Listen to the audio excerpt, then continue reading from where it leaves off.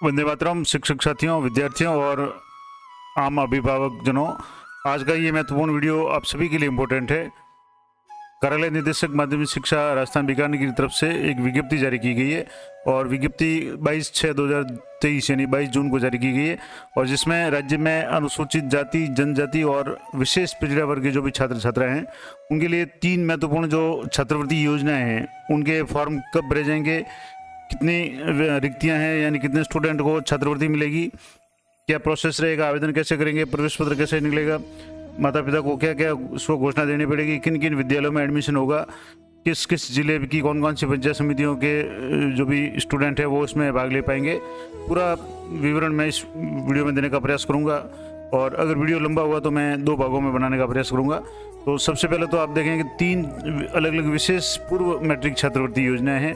और पूर्व मैट्रिक छात्रवृत्ति योजना का मतलब हो गया कि कक्षा 5 में जिन बच्चों ने अभी 5वीं उत्तीर्ण कर ली है और 23-24 में कक्षा 6 में जो प्रवेश करेंगे उनके लिए महत्वपूर्ण जानकारी है।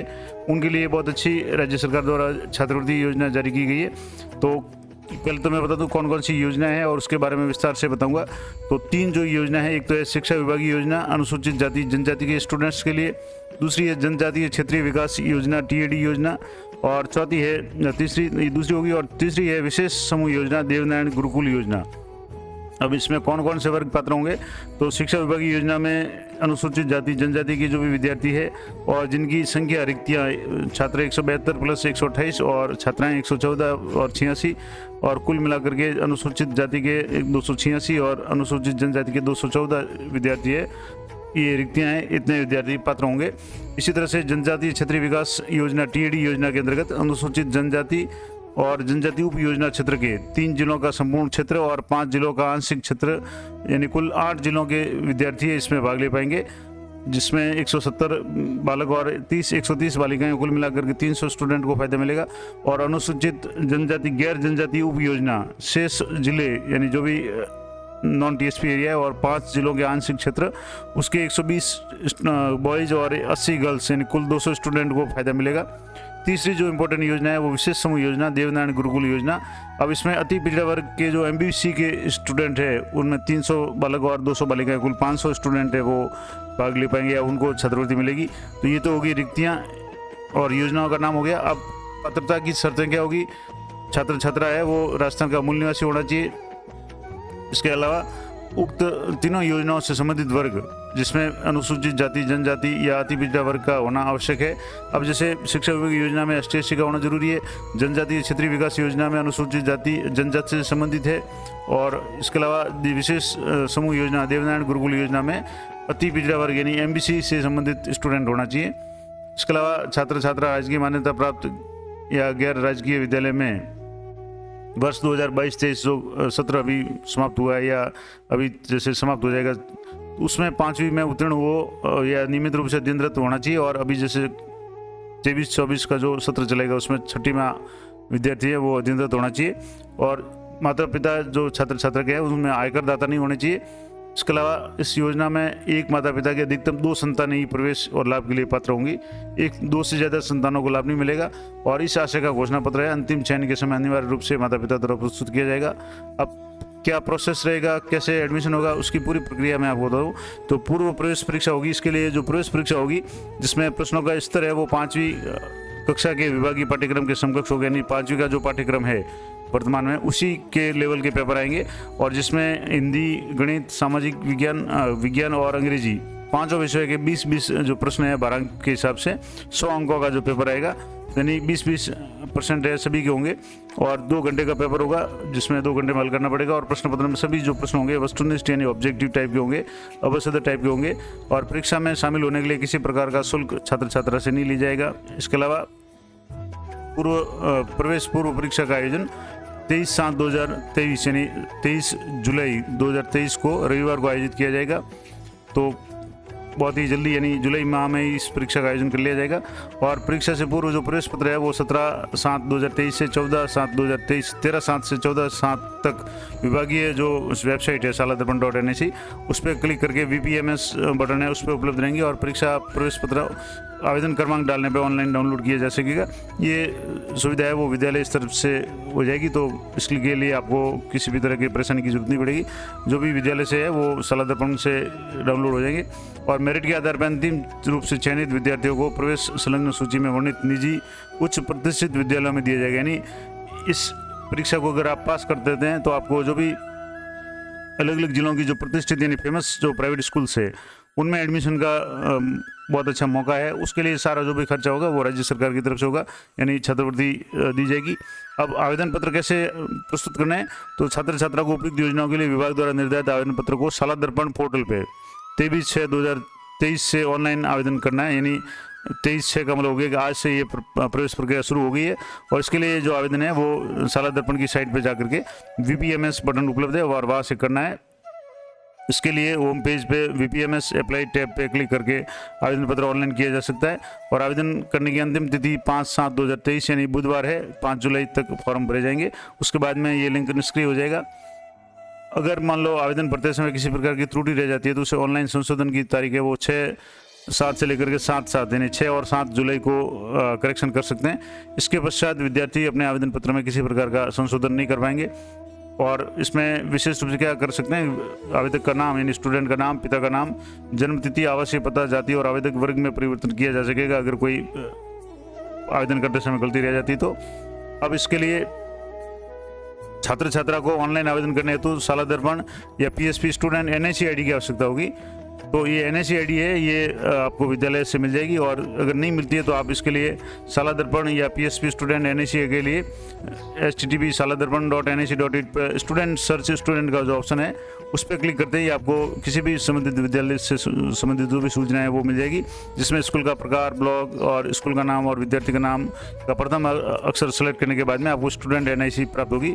और स्टूडेंट NIC ID प्राप्त करने का पर अन्य एक लिंक अप्लाई लिंक पर क्लिक करने पर भी click here for search student NIC ID प्रदर्शित होगी। इस लिंक पर क्लिक करने के पश्चात विद्यार्थी को संबंधित सूचनाएं और यथा जैसे स्कूल का प्रकार, ब्लॉक, स्कूल का नाम, विद्यार्थी का नाम वगैरह ये सारे भरते ये सूची खुल जाएगी और स्टूडेंट ID प्राप्त हो जाएगी। और अगर इस तरीके से नहीं होती है तो आप स्कूल से अपने जो भी स्कूल के जो भी अध्यापक जी है उनसे कहें तो वो सालादर्पण पे देख करके भी आपको दे सकते हैं। स्टूडेंट अपने लेवल पे भी ये मित्र पे जाकर भी ये कर सकता है। और विद्यार्थी के ऑनलाइन आवेदन पत्र में उसका नवीनतम पासपोर्ट साइज फोटो और हस्ताक्षर स्कैन करके अपलोड किए जाएंगे, जिसमें पासपोर्ट साइज फोटो और हस्ताक्षर की साइज 10 KB से 20 KB के बीच में होनी चाहिए और JPG, JPEG और या PNG फॉर्मेट में उसका फोटो होना चाहिए। इसके अलावा विद्यार्थी द्वारा ऑनलाइन भरे हुए आवेदन पत्र जिसमें स्वयं का फोटो, हस्ताक्षर, अभिभावक के हस्ताक्षर अपलोड करने के पश्चात उसका प्रिंट लेकर के अपने पास सुरक्षित रखें और आवेदन पत्र को व्यक्ति से उपस्थित होकर किसी भी कार्यालय में जमा नहीं करें। यानी आपको ऑनलाइन आवेदन करना है और इसका प्रिंट अपने पास रखना है, कहीं भी ऑफलाइन या जो भी प्रिंट है उसको कहीं जमा कराने की आवश्यकता नहीं है। और अंतिम चयन और विद्यालय आवंटन पश्चात प्रवेश के समय ऑनलाइन प्राप्त TC नहीं, जब भी अगर आपका परीक्षा के बाद में रिजल्ट आने के बाद में सिलेक्शन हो जाता है तो TC विद्यालय से प्राप्त करके जाति प्रमाण पत्र, आय प्रमाण पत्र और जो भी संबंधित डॉक्यूमेंट है वो सारे आपको जिला शिक्षा अधिकारी कार्यालय में दस्तावेज प्रमाणीकरण के उपरांत आपको जिस विद्यालय में आवंटित किया जाता है वहाँ आपको प्रवेश लेना है और उसमें प्रवेश लेना भी अनिवार्य होगा। समस्त प्रकार की विस्तृत जानकारी जिला शिक्षा अधिकारी मुख्यालय, माध्यमिक शिक्षा कार्यालय और विभागीय जो वेबसाइट है जिसमें www.education.rajasthan.gov.in सेकेंडरी और सालादर्पण NIC पे VPMS बटन पे क्लिक करके प्राप्त की जा सकती है। तो ये तो इम्पोर्टेंट थी जानकारी की किस तरीके से आपको फॉर्म भरने, किस साइट से फॉर्म भरने, कितनी रिक्तियां हैं, अब किस किस ज़िले में किस किस विद्यालय में एडमिशन होगा या किस किस ज़िले के कौन से स्टूडेंट किस योजना में फॉर्म भर सकते हैं। और ये जो भी विभिन्न प्रकार के शपथ पत्र या घोषणा पत्र, स्व घोषणा पत्र, माता पिता का आय का प्रमाण पत्र वगैरह ये किस तरह के होंगे, ये पूरा डिटेल्स मैं आपको अगले वीडियो में बताऊंगा क्योंकि वीडियो काफ़ी लंबा हो जाएगा।